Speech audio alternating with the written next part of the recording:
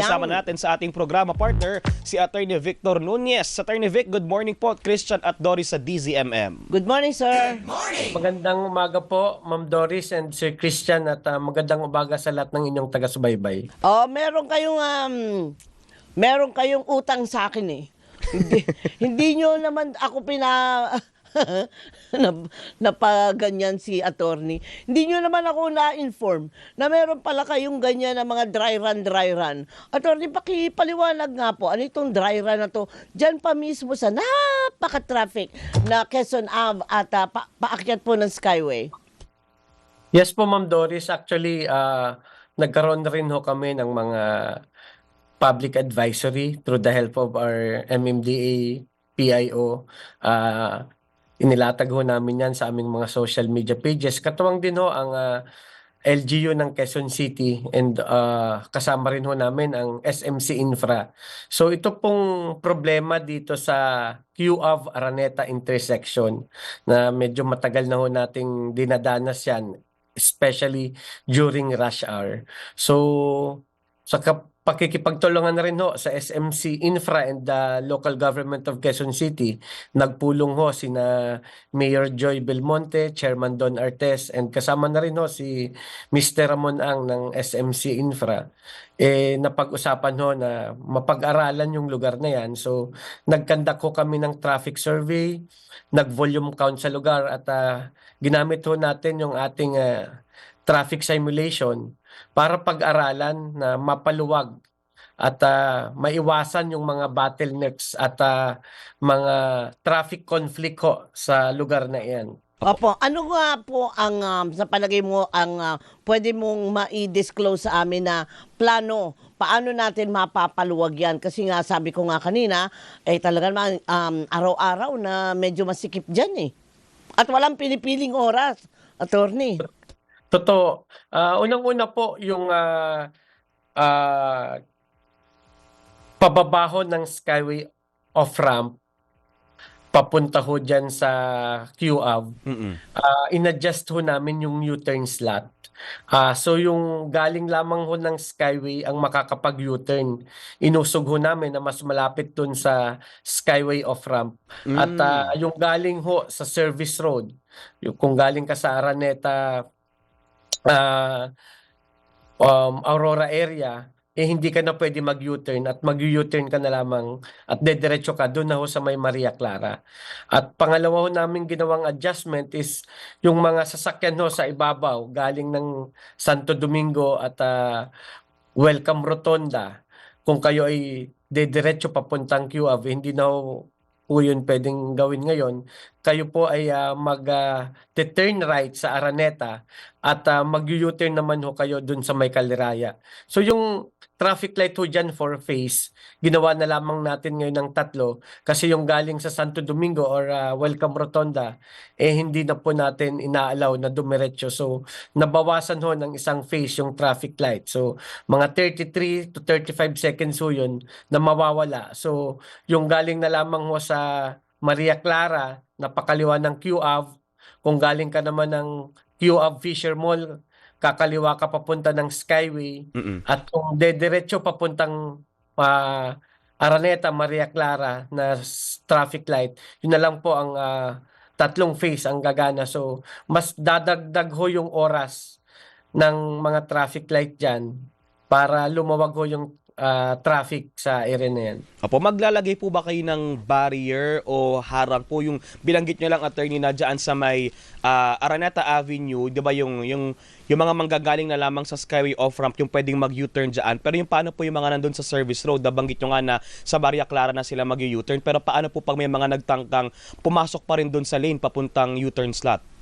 Yes po, kahapon ho, umaga, nandun ho kami kasama ang LGU ng Quezon City at SMC, yung mga taga Skyway, at ang aming MMDA Traffic Engineering, nilagyan na ho namin ng mga plastic barriers. Ginawa ho namin plastic barriers lamang kasi ito po ay dry run lamang. After 2 weeks, titingnan namin ho yung feedback, pinag-aaralan namin ngayon.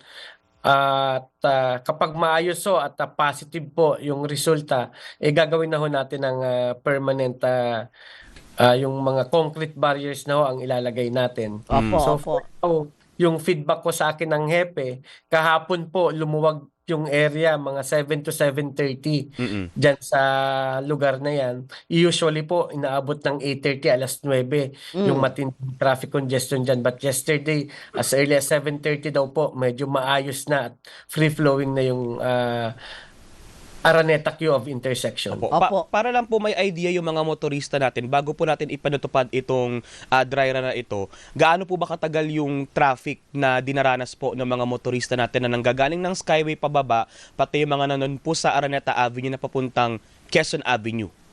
Usually po, kung kayo ay dumadaan ng Skyway, pababa dyan sa Araneta queue of off-ramp, kapag rush hour ho, up to Santa Mesa yung pila. And ginawa na rin ho ngayon ng Skyway dyan, naglagay na rin sila ng mga bollards kasi marami yung sumisingit at nagkakaroon pa ng ilang aksidente dyan kasi nung wala pa silang nilagay ng mga bollards during rush hour, marami yung sumisingit pababa dun sa Oh, nakakabanggaan pa, nakakasabitan.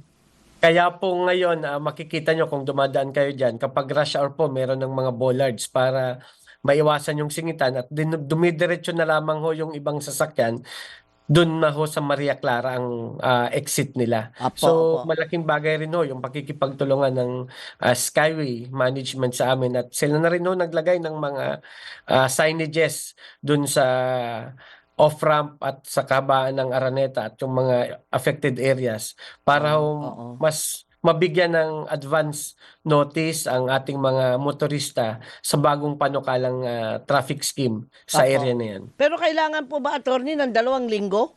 Hindi ba masyado pong mahaba yon?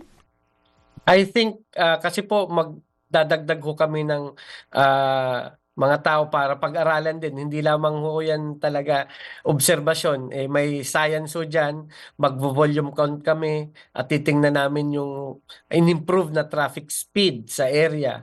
At so far sa first day, sa gabi po, medyo positibo naman ho yung resulta. But let's wait for at least 2 weeks para ma-finalize ho natin. Opo, kamusta naman po yung mga enforcer natin, attorney? Kasi unfortunately po, no, by experience namin ng partner namin, may ibang mga enforcers po talaga na kahit ongoing na ang implementation ng mga policies, may iba pong parang hindi alam. Ano po ang directive natin sa kanila? Yes, unang-unang pakiusap namin itong 2 weeks na dry run, magkaroon muna ng advokasya. Yung mga, siyempre may mga ilan pipilit at hindi pa sanay. Sabi namin na wag hulihin, wag tikitan, pakiusapan muna at pag-aralan, pagsabihan po at wag na muna manikit kasi itong 2 weeks na to, definitely may mga malilito pa, lalong-lalo na yung bihira naman ho pumupunta sa lugar na yan. Although may mga signages, alam naman natin ang ating ibang motorista, kung saan sila nasanay, pipilit at pipilit pa rin dumaan kung saan sila mas komportable. At yun ho ang pakiusap namin sa mga traffic enforcers na pagsabihan muna at kumbaga pasensya rin sa mga magkakamali muna at wag mo nang manikit sa 2 weeks na yan dahil Yun, dry run po maliwanag. yan, marami pang maninibago. Yes. At wag manghuli at mag-abang ng magkakamali. Ayun, oo. At least maliwanag, Yes, partner, no? walang pwedeng tikitan, wala mo nang Wala. pwedeng hulihin, Usap muna. pagsabihan, Oo, pakiusapan. pagsabihan. Pero, attorney, pagka ganito may 2 weeks na dry run, sa palagay nyo yung number coding, pwede bang i-lift dyan sa lugar na yan? Hindi, wala naman pong epekto ang number coding dyan and mas maganda nga ho na sumunod sila para mabawasan ho. Alam naman natin yan. Kaya ang pangalan niyan is Uniform Vehicle Reduction Program para mabawasan yung volume ng sasakyan because alam natin na talagang very busy yung area na yan. Marami yung dumadaan, even trucks, malalaking trucks. Oo And may mga nga. provincial bus na dumadaan ho din dyan. That's why mas maganda ho na sumunod yung mga tao sa coding, especially during coding hours para naman maibsan at mabawasan yung volume sa area na yan. Alright. Attorney, palagi mo kaming bigyan ng update ha. Tsaka syempre yung mga tao na medyo matatraffic dyan, iinit ang ulo. Nais nating malaman lahat. Ano ba nagagawa? Ano bang kabutihan ang nagagawa nitong dry run na to? Ngayon, kung ubra, di tuloy natin. Yaman din lamang kung yan pala makakaresolba sa napaka-traffic na lugar na yan. So, Attorney, maraming salamat po, sir ha. Unless meron ka pa, partner. Okay na, partner. Okay. Salamat, Attorney Vic. Maraming salamat po. Good morning, ma'am. Good Good po. morning. Si Attorney Victor Nunez, ang direktor ng Traffic Enforcement Group ng MMDA. Ayan, sana po ay narinig